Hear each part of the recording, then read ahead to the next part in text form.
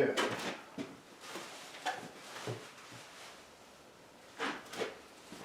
Just so you know, you're still screen sharing, so it like appears as your screen and then you in the bottom.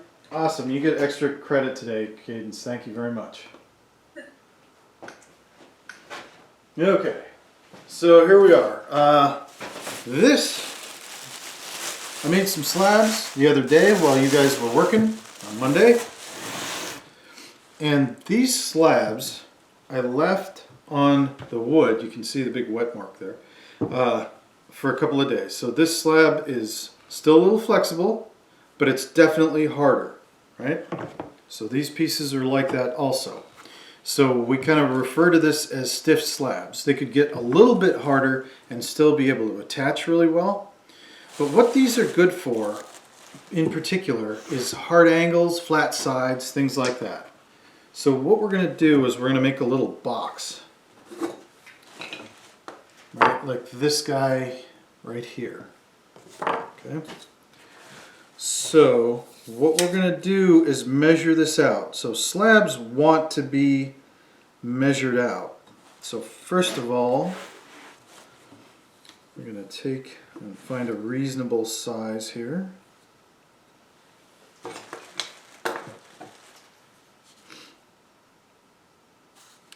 We'll say 3 inches.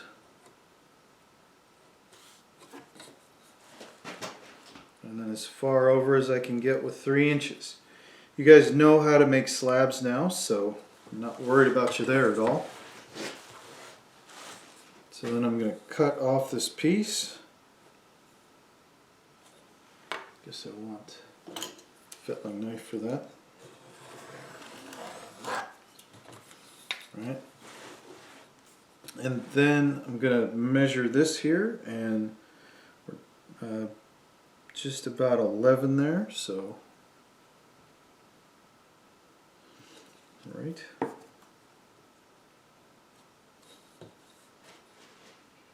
And then we'll measure it from the bottom.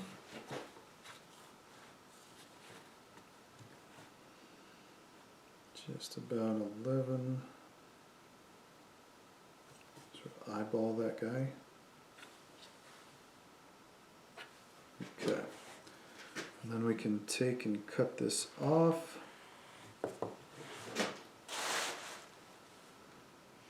And it'll have a really different feel to it rather than working with just, you know, really, really soft slabs.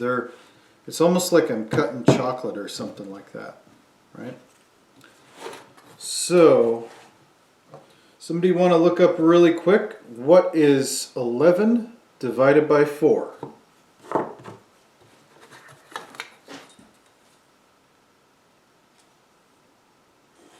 Straighten out. 3.75. 3.75. Excellent. Okay, so then each one of these is going to be 3.75. Are you sure about that? I said 2.75. 2.75. Okay, that makes more sense.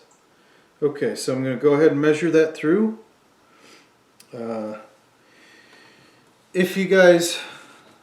If this seems a little familiar, this is like when we were setting up the original slab thing. So 2.75, 2.75. And I'll let you guys know right away when we can start bringing stuff into Warwick. 0.75.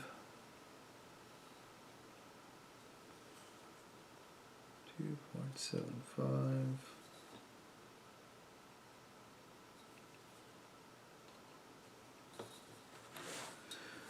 Okay, so these harder slabs are really nice to work with when you need to keep edges or you need to keep your shape nice. Because they're sturdy and not so flexible, you know? Like when you guys were making tiles earlier and they were wet, you know, like every time you pick them up they would misbehave a little bit and then they'd get a little bit out of shape. Well, harder slabs are less likely to do that. Okay, so we are going to make a box with this thing. So what I'm going to do first is I'm going to dock the corners of these. right? So instead of putting them like that, we're going to take some of the corners away so there's a little more surface area for them to stick, you know.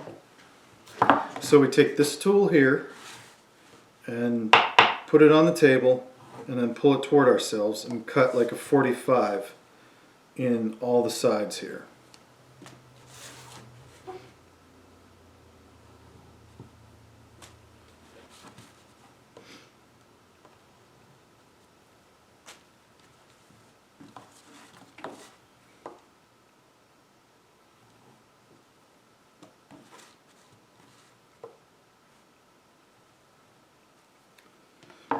Yeah, since we're going to go into finals week, I don't know if I mentioned this last time, if you have some kind of a conflict in your final schedule, let me know and we'll get it worked out.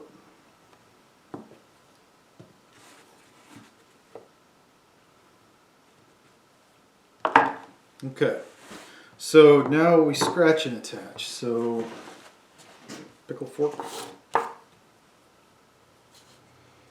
Getting in there and scratching.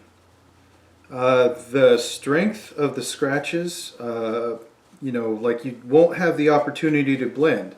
So everywhere it's going to go, you have to scratch. So I'm scratching a little wider onto the inside here. Right? Because we know we have to be more thorough when we're working with clay that's a little bit harder.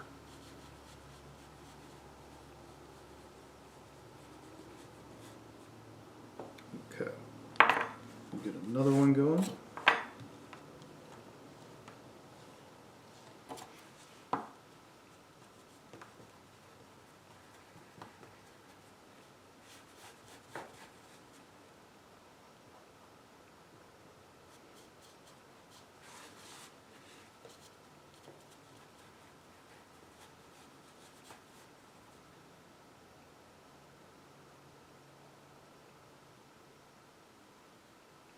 Okay, and then we get a tiny bit of water. Just kind of touch it and let it suck it in.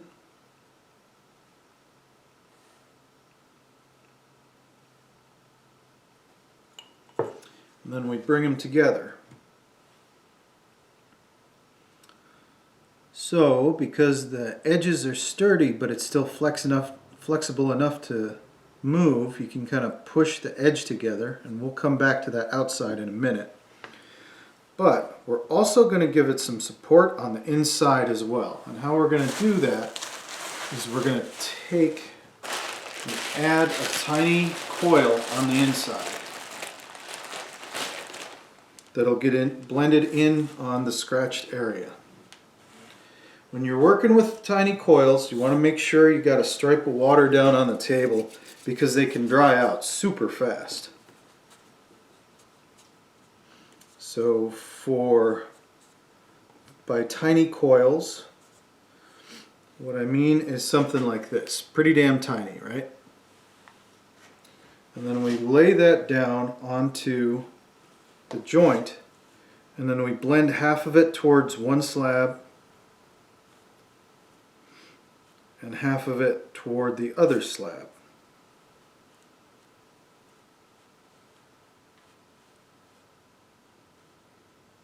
Right? And then nice it up a little bit.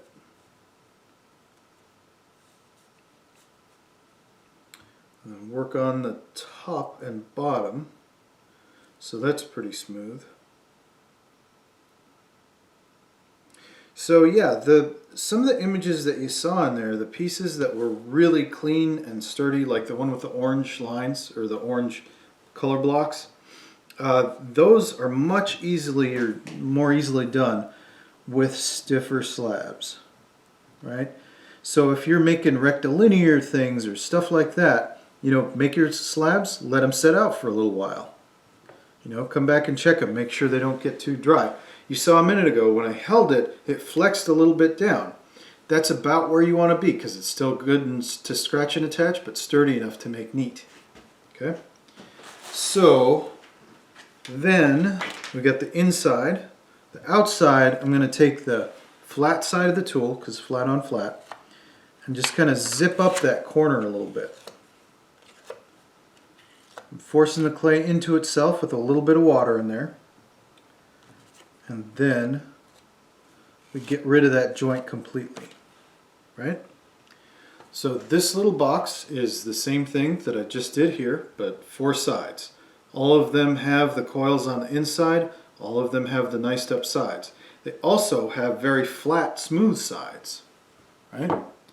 So sometimes what people like to do with slabs is, with stiff slabs, is smooth them out a little bit before they get going, you know? So use the flat side and get a bunch of the surface really clean while it's just sitting there and easy to use, rather than, you know, like doing it there. But either way, we want to see smooth sides. So this is the first exercise you're going to make, right? So somewhere in the ballpark of 3 by 3, somewhere in there, kind of sizes, 4 sides, and real clean kind of parts.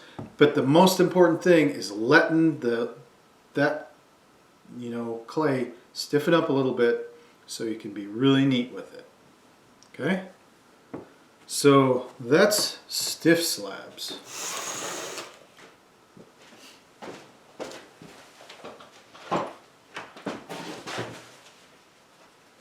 Next, we've got some soft slabs.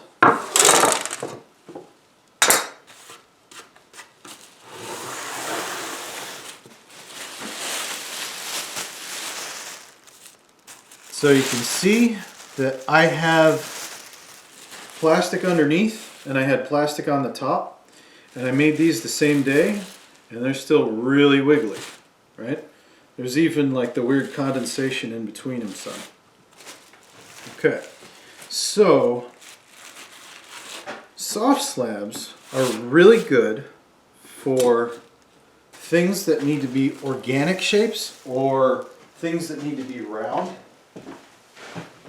or curved, you know. So for example, I'm going to take and tidy this up a little bit. Straighten up the ends. So it's easy.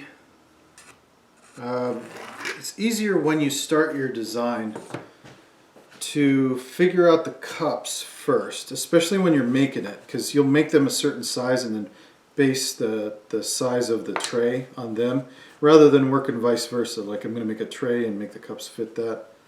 So start with cups, definitely. Okay, so what I'm going to do here is I'm going to take and cut off a piece. This is not measured, right? I'm going to take off a piece and put this to the side, right? So another neat aspect of working with wet slabs, in addition to being able to curve them, is that you can change them, change their size. So right now, this guy's 8 inches long. But look at this. Couple of drops, and it is now 8 3/4, just about 9 inches longer. So if you find that you're a little short with a wet slab, you can play around with it to get it to be a little bit longer, right? Okay, I'm just going to re-clean the edges a little bit.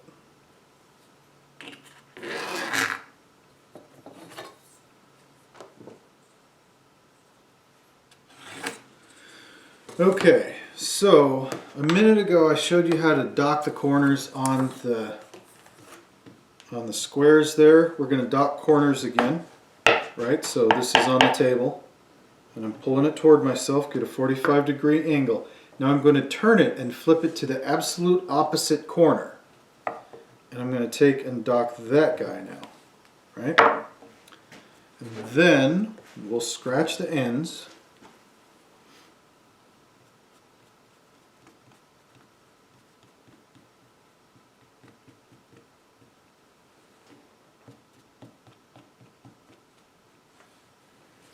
A little bit on the inside.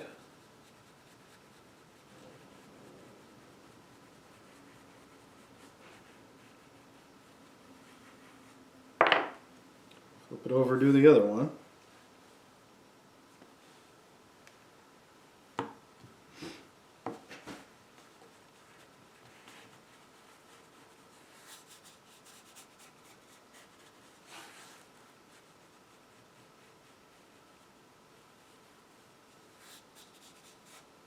Okay, we'll give it a tiny bit of water. I'll probably just give one side a tiny little bit of water on this one. And then I'm going to flip it up and I'm going to work a curve into the whole thing so that the edges will meet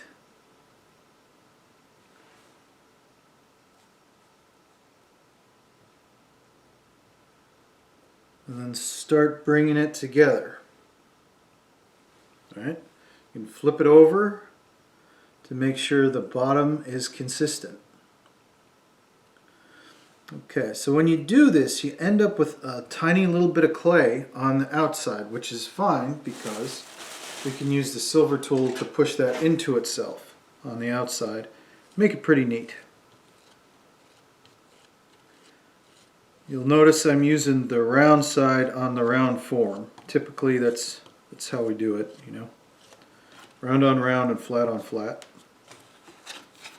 Okay, so I want to get this a little nicer on this side and then flip it over and work the outside a little bit.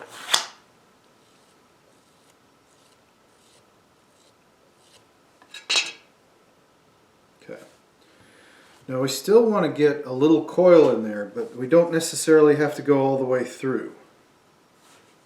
I want a little bit more water there. Again, working with the teeny coils, make sure that they stay hydrated enough.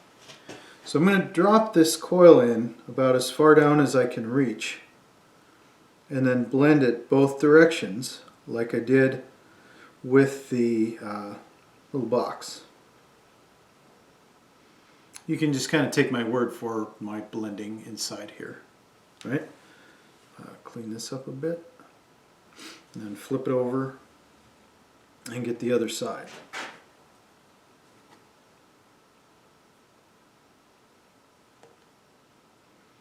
Okay, this will make it strongly attached to itself. Okay, so then you remember how I cut this piece off? I saved it so that I could take and make a bottom for this, right? So when you're cutting out a bottom, you have to remember to keep the needle tool kind of straight up and down, or whatever the heck you're using. If you keep it, you know, one way or the other, you'll undercut it or make it like a little bit too big. But you do want it to be slightly bigger, right? So I'm getting in here, keeping the tool pretty straight, working my way around.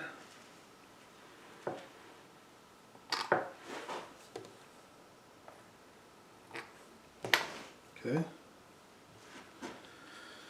And now we've got this guy here. And we scratch and attach onto the bottom. So speaking of cups, your cups have to have some kind of handle. And I'll show you the easiest handle in America here in a minute. Right, so your cups can be challenging shapes, or they can have crazy motifs, or you can, you know, play around with the form. They do not have to be round or square. They can be whatever you choose, you know, but we're going to try and make them, you know, unified throughout the piece, so remember to plan that in. Okay.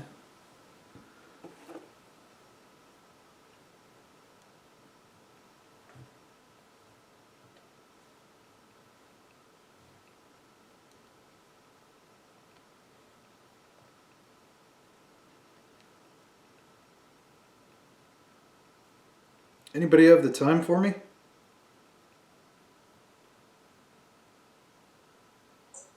It's 11. Perfect, thank you. Okay, dropping a little water on there. Flip back over.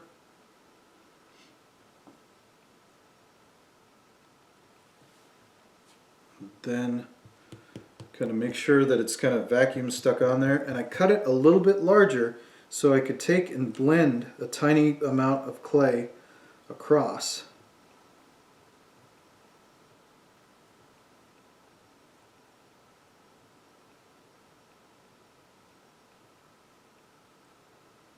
That way I don't have to add a coil on the outside there. Okay, so kind of tidy this up a little bit. And pretty much no matter what, when you're putting a round piece onto a bottom, it's going to stick out a little bit at first, so it looks kind of like a tree stump or something.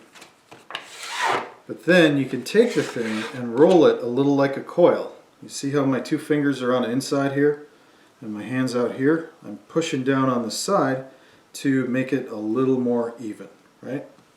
So here we are, we've got a cylinder. That is the second exercise that goes along with this project. So we'll need the box, like a clean box, and a nice cylinder when we convene the next time. So there's a lot of stuff that we've had to do to make your projects work over the semester, and a lot of those techniques can work here, you know. For example, there are a few of you that needed to shrink the top of something, right? So how we do that is we cut out a little bit of material in a V shape, and at least 4, 6 is even better, but at least 4 in a small object like this.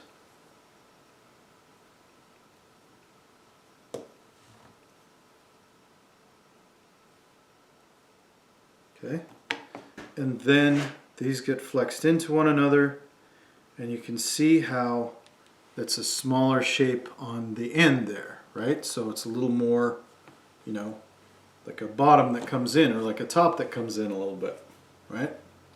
So these need to get scratch and attached here and here, and a little coil across there, get them blended in, they'll be great. Okay, so another thing that some of you have had to do, I'll use this side, is grow a part coming out. So how we would do that is we would take and split it and then force it outward,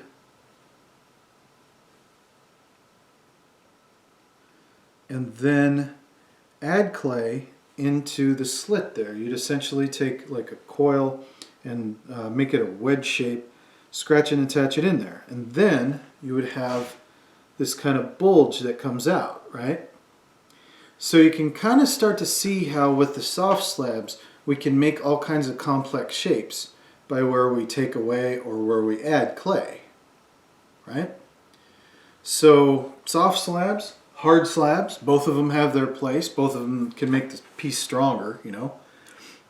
And for Monday, what I'm going to need is let's call it 2 complete ideas for your cups and tray, and 1 cylinder made with soft slabs and 1 box made with harder slabs. And I need to be able to see that you're managing the hardness of the slabs. Do I have any questions about that?